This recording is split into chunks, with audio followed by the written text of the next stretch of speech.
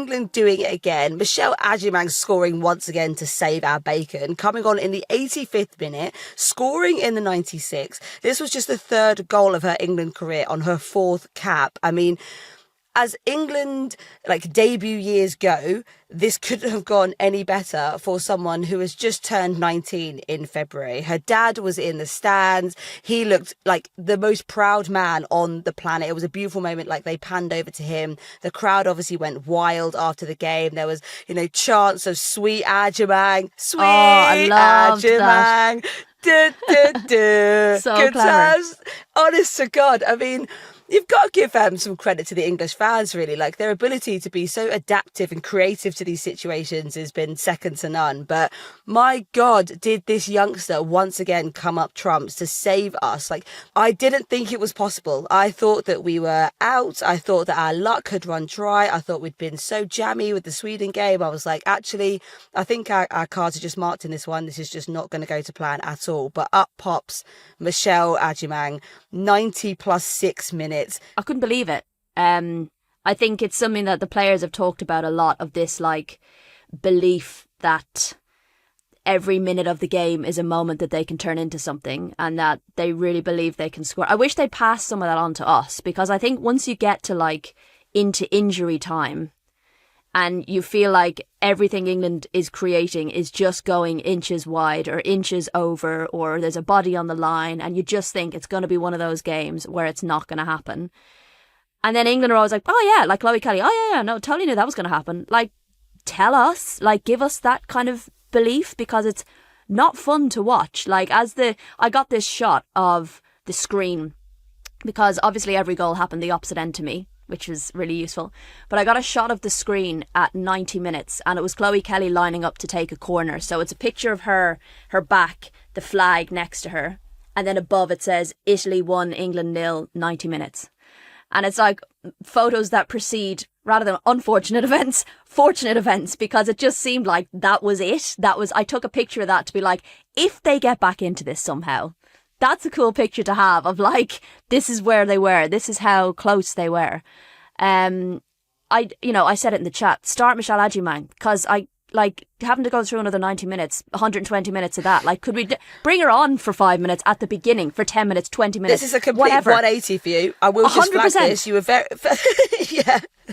You're very much Michelle Agyemang as an impact sub, and my God, does she make that impact? And it was almost like a exact template of the goal before. It was kind of the ball was driven into the box, initial chance didn't go to plan, ricocheted off. Michelle Agyemang is always in the right place at the right time. Her tenacity, her ability to read where that second ball is going to be is absolutely second to none. And I think there's no hesitation with her. There's no hesitation. There's no fumbling. There's just, I know what I've got to do. And there's again, we saw the same mentality, picking the ball out the back of net. But she did have at least a little bit more of a celebration. I think she understood the gravity of that moment. We were so close to being out, and I think I myself had written it off. I was like, we're just done. But for her to do that, the pressure, I think the frustration, and we're going to definitely talk about the subs, is that she wasn't on earlier to impact the game. But I mean, to have that impact in 11 minutes is the wildest thing I've ever seen in my entire life. The fans, the explosion, the atmosphere was just I wish so much I was there. I was on my parents' living room couch. I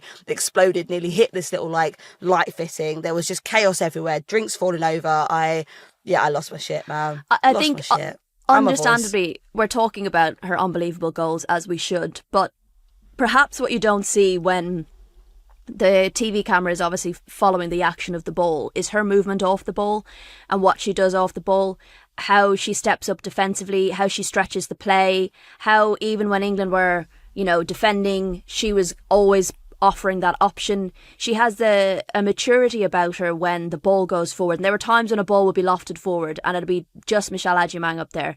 And many's a time you'd see a teenager in that situation, not even a teenager, players in their early 20s with far more experience than she does, in those big moments, have a rush of blood to the head, run to the baseline and send it across to nobody. We've watched it many times with many teams doing that. I know I've certainly watched it with the likes of Ireland at times, where you're like, who are you crossing the ball to? You've created an opportunity here, you're doing nothing with it. She doesn't do that. She has so much game intelligence to hold up the ball. She's confident in her ball possession. She's happy to step back, hold up the ball, scanning. You constantly see your eyes up, scanning who's coming in, where can I place it, am I getting support?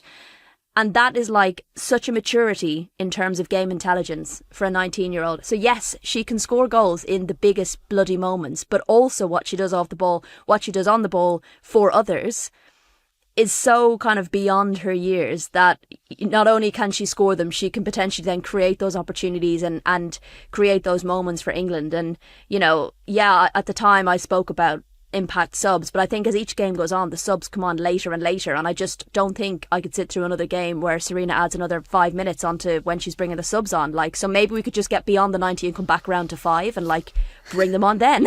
Put the game to bed in the first half. Well, I think I've got to add to what you were saying there, Rach, just those little moments that make Michelle so fascinating. I think the confidence that she has. There was a moment, obviously, like, and we'll definitely talk about the Italian dark arts that were at play in this game, but even when like the goalkeeper was kind of like pushing the ball forward for, I think it was like a free kick or something that was given. Yes. She was the one like dropping the ball back and saying, no, actually it was like 2 feet back, like we're going to go there. And like, do you know what? I didn't like the referee shouting in her face. I thought that was completely out of order. I didn't like that. Yeah, it was. So I felt like there were those small moments that actually like that shows the kind of character of the player she is. She's and so how, in like, it. Yeah, she's so professional, so down to the wire. I think we've also obviously got to give a massive, massive shout out to Chloe Kelly. I mean, our Lord Saviour Chloe Kelly, our Lord Saviour Michelle Agyemang. You know what Agyemang means? Saviour of the nation. Saviour of the nation. Yeah. It's like, how apt. 100%. I mean, at the same time, I think we were all dying for substitutions. We were all saying, like, this game plan is not going to work. Like, I don't understand, like, the timing of this. Let's get Chloe Kelly and Michelle Agyemang on. People were calling for, obviously, Chloe Kelly to start after the last game. Her goal in the 119th minute, was the latest goal ever scored at the Euros. And let's definitely talk about her celebration, Rach, because I want to relive this moment over and over again. This calm down bullshit, Jesus Christ, like, to not only leave it that late, but to score it the first time. Like, what are you doing? Like, people's health is at risk watching football like this, okay? And I know I joked about it in the last episode about my ulcerative colitis. I'm genuinely concerned I'm going to end up being in hospital again because of this shit. Like, honest to God, calm down. Oh, Christ. If that had been down my end, I'd have nearly gone, come here to me, you. Listen, don't you tell us to calm down. I did enjoy the Thierry Henry leaning against the flag. To think of those things in the moment is amazing. But she was actually asked about that in the post-match press conference about her confidence and where she gets it from. And like, she thought for a moment and she just said, me.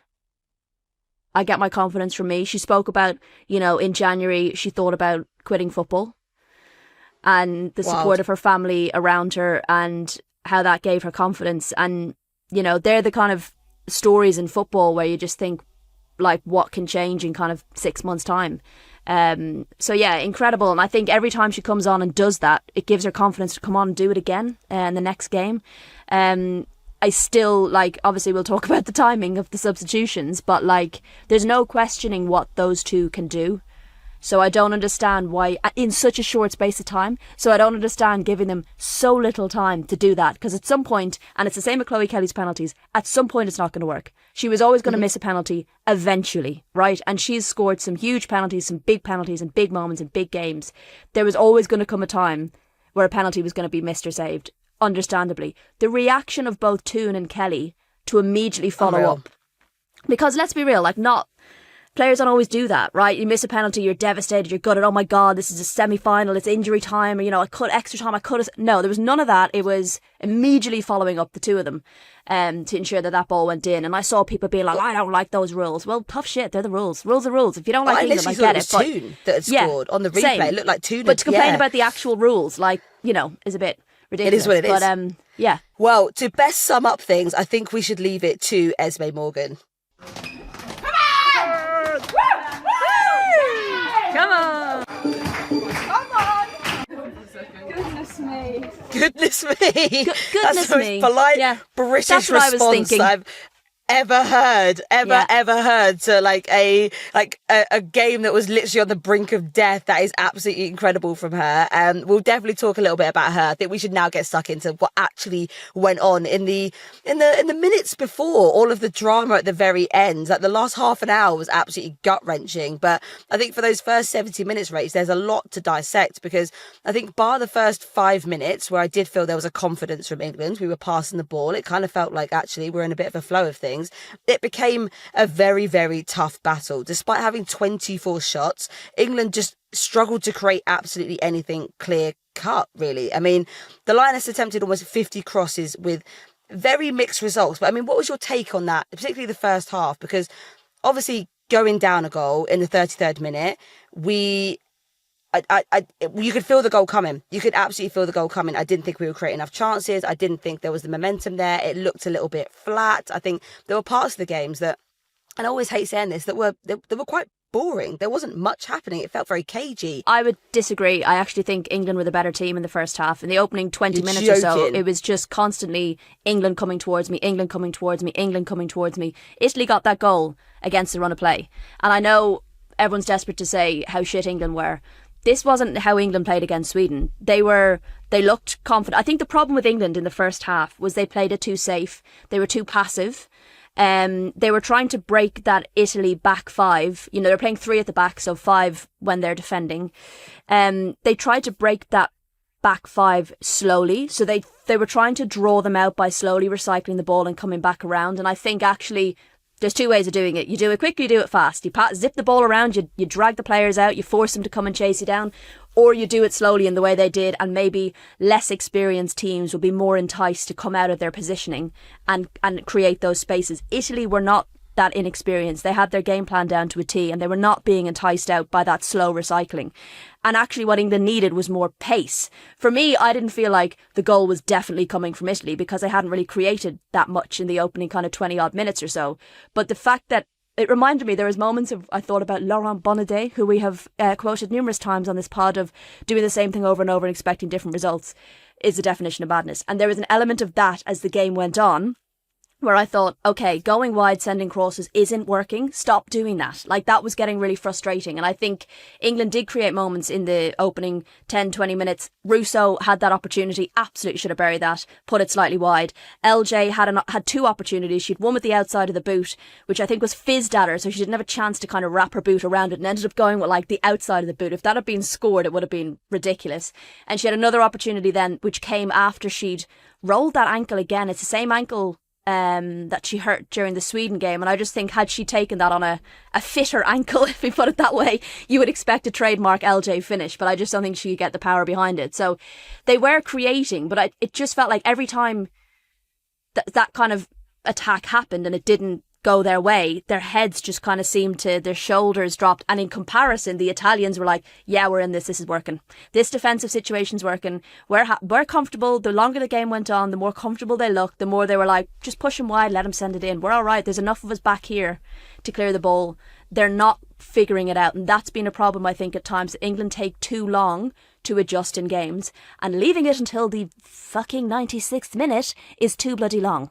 I felt like there was a frustration that was definitely seeping into England, and I have to 100% agree with you, Rach, in terms of the less chances that were being converted, the more it felt like there was a deflation, and the more kind of like hope seemed to just be like fading from the England team, which was like really disappointing to see. I mean, the goal happened in the 33rd minute. You still have best part of an hour to put yourself back into the game, and it wasn't like they were down then 3-0. They were down 1-0. It took one goal to get back into the game, and like you said, there were chances there, but it kind of felt like one of those games where it's just not going to go our way. There were definitely lucky spells that we had in the Sweden game, and it felt like actually this is just going to be like our luck's run out, and this is just what, like, you what get rid of the goalkeeper, they still wouldn't have put it in the bloody net. Like, that's what it felt like. Honest to God, I mean, like there were chances there, but it just felt like Italy's game plan was so much better than ours. There was frustration. There was, I mean, so many times we saw the dark arts come at play. We saw Italy time wasting. We saw how long they were taking to pick up the ball for throw-ins, for everything corners, was a foul, for everything in between, which obviously ended up backfiring. There were hamstring injuries at the end. There was cramp sets. And I was like, these are all things that were happening in the 90 minutes. It wasn't like these players were like extra time. They happened in 50th minute it started. It was Which, it was fair early enough, like, doors, you're going to do it. Yeah. if you want that tactic, like, you also have to pay the risk that the time that you have at the end might be time that you eventually end up needing. As it was, obviously, a massive shout out to Barbara Bonansea. I mean, her goal, I mean, Hannah Hampton had absolutely no chance. Fired in, really close range. I think for that ball to have even reached her, it kind of bounced off of Lucy Bronze. She didn't manage to get a decent enough connection of it to kind of clear it. So it fell into her path. She then smashed it through the roof of the net. The celebrations were absolutely insane. I thought slightly disrespectful in a way, and like a little bit kind of like shithousery that again has backfired. The entire starting 11, most of the subs and the coaching staff celebrated right in front of the English dugout. There was a great TV angle where they had the whole Italian team almost taking out Sarina Wiegman as they kind of like go to celebrate in front of the dugout. But obviously, those kind of moments are ones that didn't bite bother you in me. the arse at the end of the day. That didn't bother me. I don't think anyone was thinking about that. I think the players and the subs were thinking, get to each other as quickly as possible, and they both just ran at each other. And it just so happened that the position and the place that they met was right in front of England's dugout. I don't think anyone was thinking too deeply about that. Shithousery finest. I do think there was some celebrations like right towards the end where, you know, they'd prevent a shot or they get a corner or whatever. There was celebration. I do think there was that element of thinking, we've won this. And I just think all day, like the bench was smiling. Yes, and I like, just honestly, think it was like 90+4, and the bench were like smiling. They were hugging each other, and clapping each other on the back, like looking at the clock, smiling at each other again. And I was like, to be fair to them, I'd probably be doing the same thing at this point. I think if there's anything you learn from the Sweden game is that England are going to keep going until that final whistle. Sarina Wiegman said it, you know, she said, yeah, maybe at 88 minutes I thought, okay, maybe this isn't going to go our way. But when the board went up for 7, and I saw some people complaining about 7 minutes, which I thought was a bit like, it's stuff like that where you're just they like, Italians. This is disingenuous because, you know, there's been so much time wasting. There's been about 75 substitutes. You know, there's been some knocks, there's been some injuries. People have had the hamstring injury on Girelli. The all of these little things all add up. And I actually don't think 7 minutes was that long, actually. But Sarina Wiegman said when she saw 7 minutes go up, she said, oh, okay, we've got more time to create more chances. And I was like, Jesus, that's not what went through my head, but grand, at least like you guys think like that. That's a good thing because obviously it works. Well, I suppose there was, I think, had this game not gone to plan, we have to question some of Sarina Wiegman's decisions. I think the substitutes, there was an element of frustration, and I not only felt it in my own family home from my mum and dad, who were very, you know, heavily involved in the game, but also you could see online, like, when a substitute's going to come on, something needs to change, like, something that we need to have impact people join this game because, like, it is now getting too close to the end. So I think, obviously, with Michelle Agyemang coming on the 85th minute, like, you then have, I suppose, 85 to what was 97 minutes where she can make that impact. 12 and obviously minutes, like. she then did. But I think apart from obviously the subs at half time with just LJ coming off because she had the ankle injury, we did obviously see on the Italian side with Girelli being forced off with a hamstring injury. That was super, super sad. That obviously was such a big moment for her. It looked, do you know what, initially I thought it was time wasting. I feel really bad about even thinking that. It was clearly a very significant injury for her to come off in that moment because she is not someone I think she did her hamstring, yeah. But at the same time, like, Sarina Wiegman, like, where were the substitutes? Because again, it kind of felt like they should have been made like 75th minute at least to give the substitutes a chance to kind of really bed into this game. And Michelle Agyemang, I mean, even once she scored the goal, like the second opportunities that she had, like almost lobbing the keeper, hitting the crossbar. I mean, these kind of opportunities would have been created a lot earlier. We could have put the game to bed a lot quicker. And you have to remember that if we go into extra time, that's another 30 minutes that the players have got to play.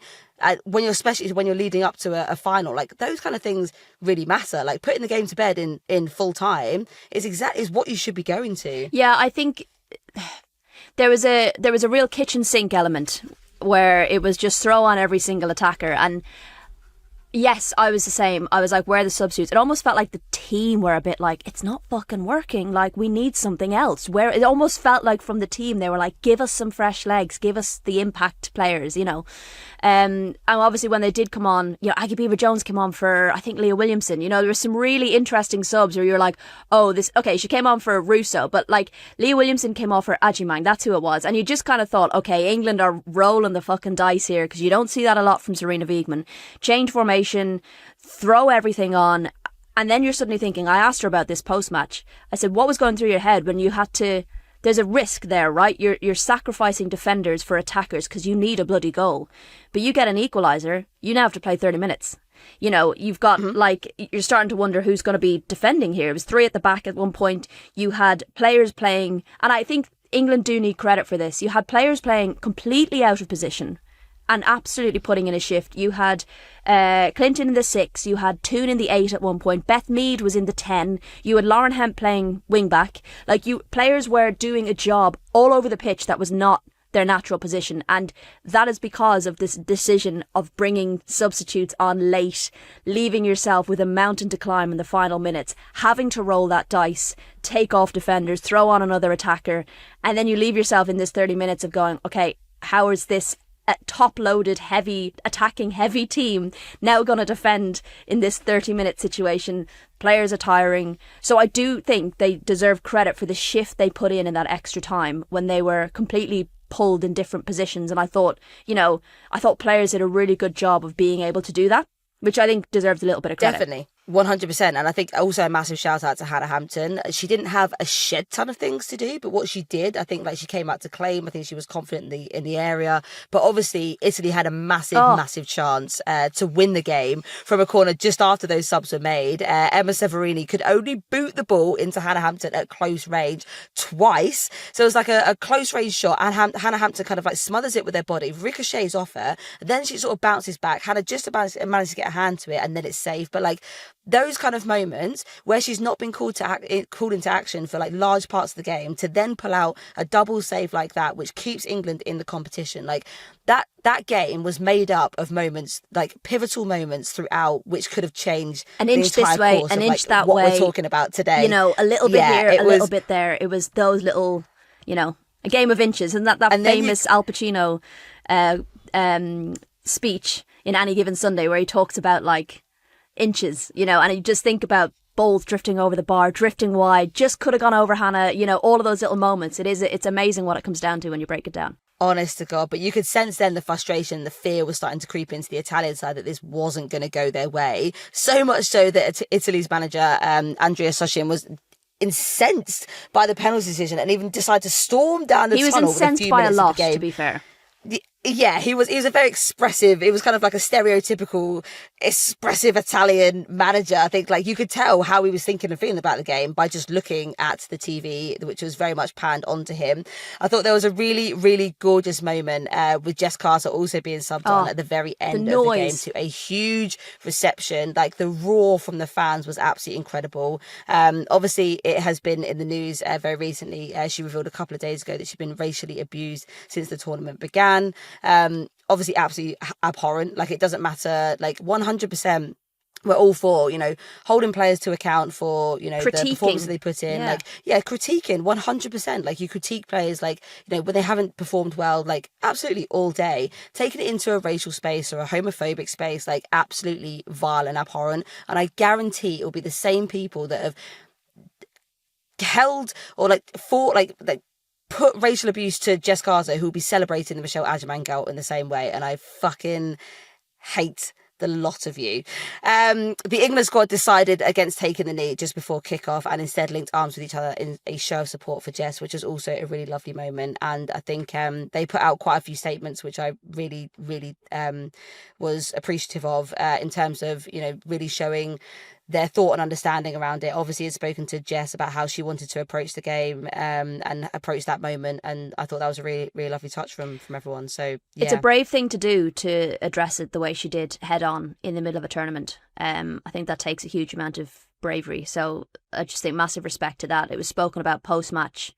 Chloe Kelly said that sometimes winning or success masks the issues that shouldn't be forgotten about and shouldn't not be spoken about. And I think that's really important, that while everyone's getting wrapped up in this whirlwind of a, you know, ridiculous qualification for a final, and like, you can't forget these things that are going on. And I think that's really important that we remember that. And I think the statements from the Lionesses, the roar when Jess Carter's name was read out in the lineup before the game, the fans stood up in the 16th minute as well, chanting her name as well. And then when she came on at the end, and she looked so cool, calm. She was such a cool head in those final minutes, you know, telling everyone to stay switched on, telling everyone, when to come back, when to push forward. She was so vocal. She was so in the moment, which I thought was super important. And I think really great for her to get minutes as well, just to kind of settle any kind of stresses she might have. So, it was good to see her on. Yeah, definitely. And I think a nice moment for her to be included back in. Obviously, Esme Morgan stepping in for her. I think massive shout out to Esme Morgan. I think she did absolutely wonders in the back line. I thought she was a really good replacement. A word on Italy's tournament. I think, well, obviously it's their best performance at a Euros in almost 20 years, but at the same time, I've got to give them credit for how their performances have been in the group stages, obviously the quarterfinals and this semi-final as well. I think, going into this, before the tournament started, if someone had said to me, England are going to be facing Italy in the semi-finals, I'd have bitten their hand off. I'd have said, oh my God, we've made it to the final. Don't even worry about it. I won't even watch the game. I'll just watch the final all day. But I think Italy have shown up. They have been passionate. Their fans have been one of the best sets of fans that we've seen in the tournament. They have the dedication, the heart that they've had and what they've achieved. I mean, especially someone like Girelli, I think she's had an absolutely outstanding tournament. And obviously in this game as well, they put England to task. Going into this game, England fans weren't sitting there thinking, oh God, this is a sure win. Don't worry about this one. We've got this all day. It'll be a 10-0 walkover. We were going into this game genuinely fearful of what the result might be. And the result validated those fears and concerns. I think they've been absolutely outstanding. I think it's kind of highlighted them as someone that people should be scared of, a team that should not be taken for granted at all. I thought what was really interesting was that they were talked about a lot as the dark horses, and people spoke a lot about how impressed they were with their performance throughout the tournament and how impressed they were with how they played against Spain. Yet when it came to facing England, it was almost like, okay, yeah, we said they were dark horses, but it's unacceptable that England are not absolutely battering them. And you're like, hang on, we were all recognising how well Italy were playing in the tournament. We were all saying they're dark horses. But when it comes to England, unacceptable, because England must absolutely batter everybody. And if they don't do it, it's because England are shit. And you're like, no, tactically, what's been really good about Italy is their ability to adjust, their ability to change tactics based on who they're playing, and for the team to be so disciplined in the tactics that they're being given. And I think you saw that in the Spain game, you saw it in the Norway game, you saw it in the England game. So really, we shouldn't have been surprised that I think Rachel Brown-Finnis actually predicted an England win but in extra time. And I think a lot of people recognised how disciplined and switched on the Italian team were, how dangerous they were on the break, how dangerous Girelli is, how difficult they are to break down. So perhaps it shouldn't be that much of a surprise that it was difficult. I think the overarching kind of feeling, though, is the how. And I know everyone wants to say England are shit, because the favourite way of saying things all the time. But they're still in a final. And if England are so shit, why have they not been beaten in those two games where both teams absolutely should have won, had the opportunity to win, and let it slip through their fingers? And there has to be some credit to the team that doesn't give the fuck up until the final whistle goes, despite putting us all through the most horrendous 240 minutes plus penalties. So there has to be a little bit of credit there. But I do think Italy were that romance story that we love in football. And I love when a major tournament has a story like that, where that kind of so many nice things kind of happen and come together and players have big moments. And, I'm really glad I was there to capture their quarterfinal win against Norway, to see those emotions, to see them celebrating with their fans. And as you said, their fans have been brilliant. So, I think Italy have definitely won a lot of hearts this tournament, and deservedly so. Definitely, and I think definitely including ours, to be honest. So really gutted to see them fall out. And obviously that was a game that 100% could have gone either way. Had we been waking up this morning and saying Italy are through to the final, I would have been, fair fucks. As it stands, England obviously going through to the final, facing either Germany and Spain. Christ, that'd be a team and a half. Coming up after this, we talk about Germany and Spain as they get ready for their battle to take on England in the final. All right, Rach, it is going to be a very tasty game again tonight. Germany do have two big suspensions. Catherine Hendrick and I always get it's another one for me. Shirka, it's another Fridolina Rolfo. It's the Shirka. It's the Shirka that gets me every time. Nusken and Sarai Linda is also out with that ankle injury. However, Carlotta Wamsa is back from suspension. what are we thinking? I'm not going to ask your prediction now, but I will obviously ask your prediction in the next 5 minutes. But yeah, what are you most excited to see in this game, Rach? I genuinely, this is a real like head and heart game. Like my head is saying one thing and my heart is saying another. And you know, if you'd asked me at the end of the group stages how I thought Germany would get on against Spain, I'd think they'll be absolutely battered. Like they've not kind of shown throughout this tournament. I don't think they've played particularly well. They've looked shaky in defence. They've not been taking their chances. Expected France to beat them comfortably, if I'm honest, especially when they went down to 10. The grit, resilience, the determination that they showed, the togetherness, the tenacity has now made me think I genuinely don't know what they're going to put up against Spain. And they've got a good record against Spain. But I just think perhaps what they've gone through in this tournament has been quite galvanising. But I think they'll recognise that the task in front of them is quite mammoth. I mean, going into this, obviously, Spain feel like the favourites. I mean, they feel like the favourites of the tournament, let alone just this game. But at the same time, I think that last game, the Germany-France game, there was something resolute about them. There was something that kind of makes me feel like they will be galvanised by that performance going into this game. And I think a lot of what we see in this tournament actually is more about belief and hope than it is sometimes about the best performance on the day. 100%. Like England coming back in those last dying minutes, Michelle Agyemang had that hope and belief. We've seen like other games where it's just been like clutched at the final moment by just these like small moments. So it's not Switzerland to say that getting I don't that think final Germany... minute goal against Finland, you know, Italy doing it against, was it Portugal? Like there were moments in this tournament where you were like, this is the way something's going to go, and a team would be like, hold my beer, we've got 90 seconds left, what are you talking about, there's plenty of time, you know. So that it's definitely 100%. been kind of marked by that, hasn't it? But there is an insane stat from the BBC. I know you love insane stats, Rach. You know you love really relevant insane stats.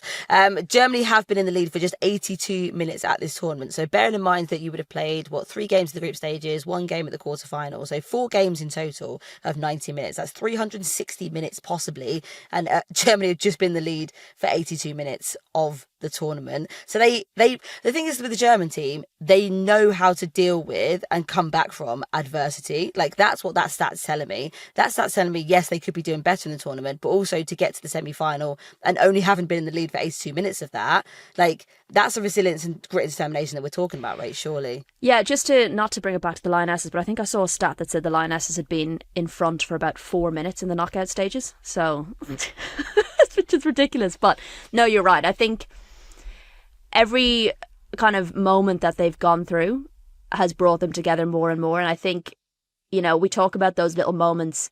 Germany could very well have lost their heads when Hendrik got sent off and been absolutely raging, absolutely like distraught that they've gone down to 10 so early in a quarter-final. And they didn't.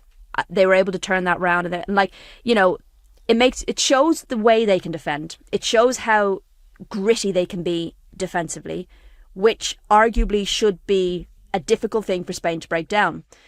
But sometimes, and you can tell me as a player, the moment actually creates that grittiness. And like, you know, sometimes I'll watch teams play and they'll play unbelievable football and you're like, well, why can't you do that every week? Do you know what I mean? And sometimes it's a moment that pulls that out of you. So the question is, can Germany pull that kind of defensive display out of them with 11 players on the pitch compared to like when they played against France and what was at stake and the kind of situation that evolved?